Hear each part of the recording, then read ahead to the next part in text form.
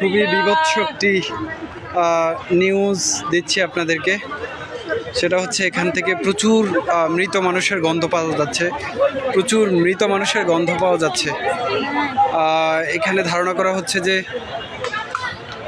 অনেক অনেক মৃত লাশকে এখানে কবর দেওয়া হয়েছে, পুঁতে রাখা হয়েছে মাটির মধ্যে।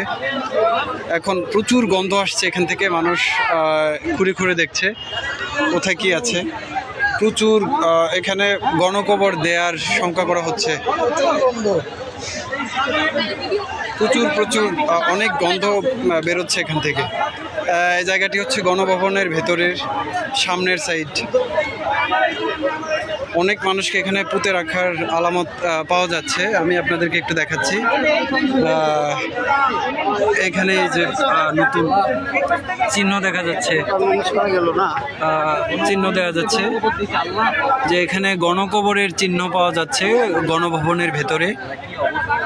প্রচুর মরা লাশের গন্ধ বেরোচ্ছে এখান থেকে। এখানে উৎসুক মানুষ দেখতে পাচ্ছে।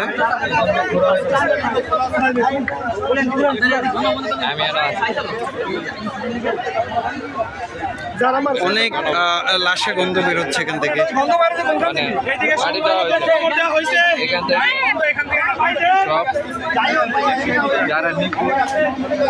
এখানে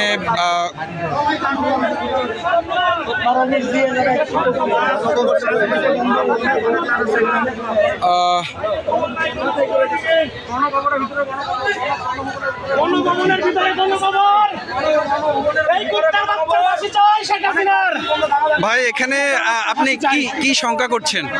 ভাই এখানে 1000 উপরে মানুষের গণকবর দেওয়া হয়েছে ভাই গণভবনে। জি, 1000-এর উপরে গণকবর দেওয়া হয়েছে। এই স্বৈরাচারী সরকার আমাদের ছাত্রদের গণকবর দিচ্ছে, সাধারণ মানুষের গণকবর দিচ্ছে। ওরা ফাঁসি চাই, ফাঁসি। আর কুত্তার মতো বিদায় মারতে চাই আমরা জনগণ। বলার নাই।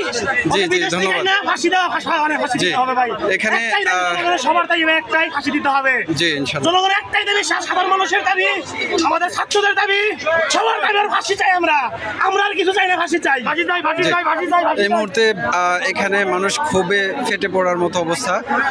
প্রচুর গণকবরের সন্দেহ করা হচ্ছে এখানে গণভবনের সামনেই ভেতরে। তো এখান থেকে প্রচুর গন্ধ বেরোচ্ছে। এখানে টেকাই রায় হয়ে পড়ছে।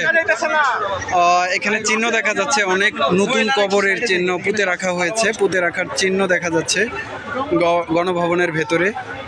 আল্লাহ ভালো জানেন যে এখানে কি হয়েছে, কি পরিমাণ লাশ এখানে পুঁতে রাখা হয়েছে। আশাবাদী সরকার আমাদের ছাত্রদের